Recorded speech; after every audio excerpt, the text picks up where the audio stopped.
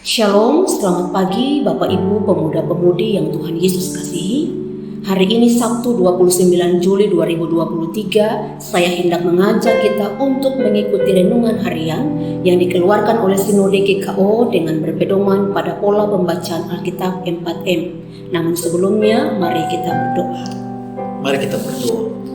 Kami mengucap syukur dan berterima kasih Tuhan buat kasih setia Tuhan yang selalu baru setiap pagi bagi kami. Ini akan boleh ada di pagi hari ini Tuhan. Dan sebelum kami memulai seluruh rutinitas kami sepanjang hari ini, kami akan mengawali bersama dengan Tuhan dalam renungan pagi hari ini. Karena itu Roh Kudus yang Kau memberikan pengertian dan pemahaman bagi kami. Kami awali hari ini dengan kebenaran firman. Dalam nama Yesus kami berdoa. Amin.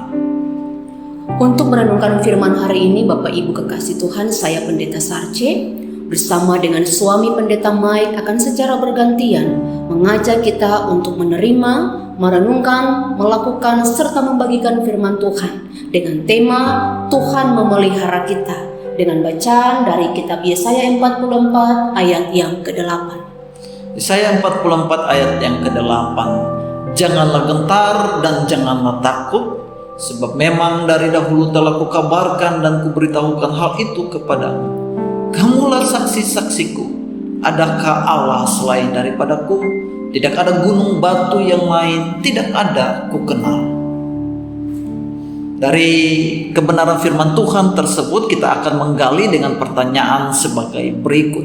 Mengapa Allah katakan kepada Israel, janganlah gentar dan janganlah takut? Mengapa jangan gentar dan jangan takut? Pertama, dalam ayat 8b berkata, sebab memang dari dahulu telah kukabarkan dan kuberitahukan hal itu kepadamu. Ini berarti bahwa Allah sedang mengingatkan Israel bahwa Allah sudah menyampaikan, Allah sudah mengatakan dan sudah mengabarkan jauh sebelumnya kepada Israel agar mereka tidak perlu takut dan gentar. Mengapa?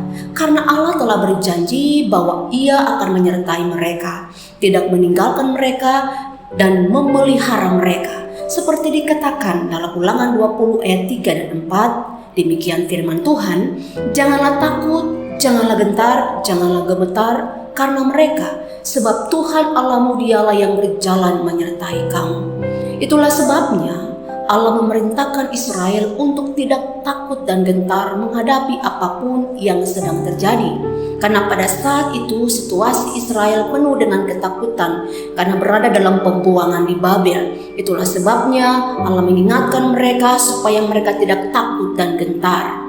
Sekalipun ketangguhan musuh-musuh mereka, sekalipun beratnya hukuman yang mereka alami, sekalipun beratnya penderitaan dan kesulitan yang mereka hadapi, Allah tetap ada bersama di antara mereka. Dia ibarat jenderal perang yang perkasa yang berdiri di hadapan lawan-lawannya untuk membela umatnya yang tidak berdaya. Sehingga umat Israel akan melihat dengan mata kepala mereka dan menjadi saksi atas seluruh kehebatan Allah. Saudara, situasi yang dialami oleh Israel, ketakutan itu mungkin juga kita alami hari ini. Mungkin saat ini kita mengalami ketakutan bagaimana dengan masa depan anak-anak kita.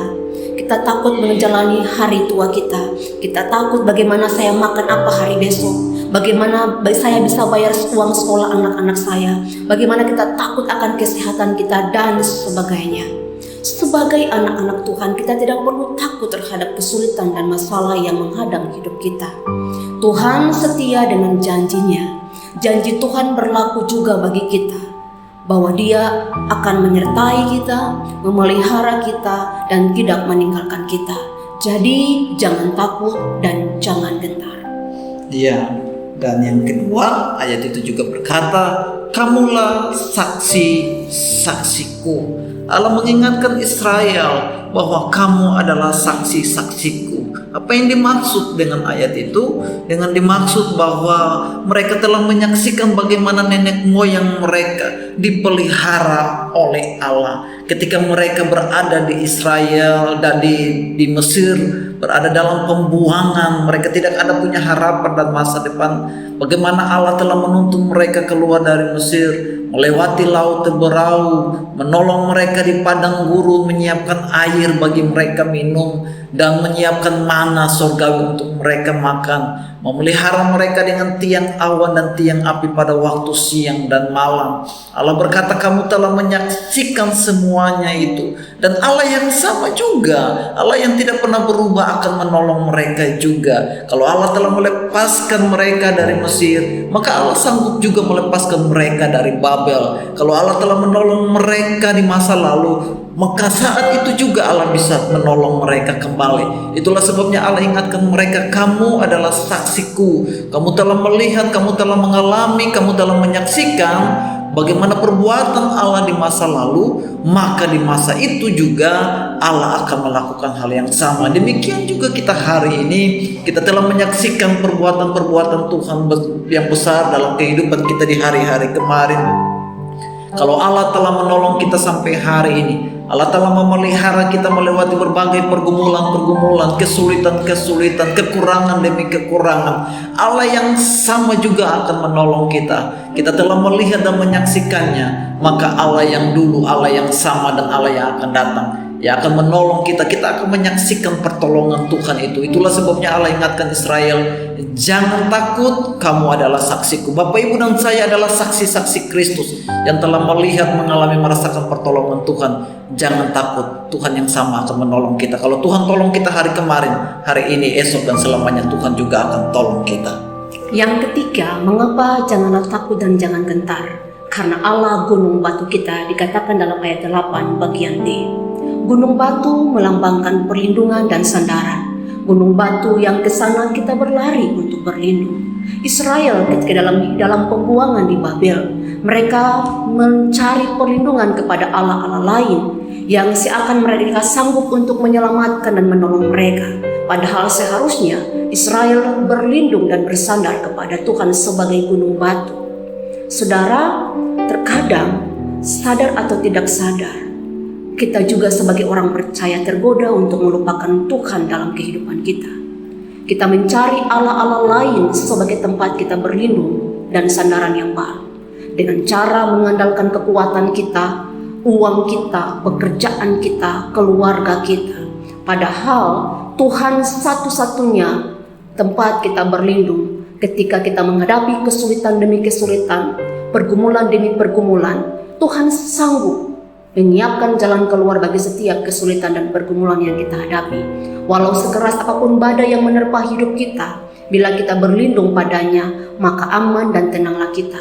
Karena Tuhan adalah gunung batu, pelindung yang aman bagi kita orang percaya. Oleh karena itu, saudara kekasih, jangan takut dan jangan gentar, menjadi seruan keselamatan bagi kita dari Tuhan yang menjadikan kehidupan ini. Tuhan tidak pernah meninggalkan kita umatnya. Tuhan senantiasa memelihara kehidupan kita umatnya. Dia gunung batu kita, tempat kita berlindung, sehingga kita tidak lagi takut dan gentar menjalani kehidupan ini. Asalkan kita menjadikan Dia satu-satunya Allah, Dialah yang pertama dan terutama dalam kehidupan kita. Mari kita bagikan firman Tuhan ini kepada siapapun yang kita jumpai hari ini, sehingga mereka juga diberkati lewat firman Tuhan ini. Mari kita berdoa. Bapa di sorga, kami bersyukur buat firman hari ini yang meneguhkan iman kami kembali, bahwa kami tidak perlu takut dan gentar, karena Engkau Allah setia dengan janji akan menyertai kehidupan kami. Engkau Allah yang senantiasa menjadi benteng perlindungan kami. Biarlah firman ini Tuhan kami pegang, kami lakukan dalam kehidupan kami. Dalam setiap situasi yang kami alami, kami tetap percaya Tuhan menyertai kami. Terima kasih Tuhan, dalam nama Yesus kami berdoa. Amin.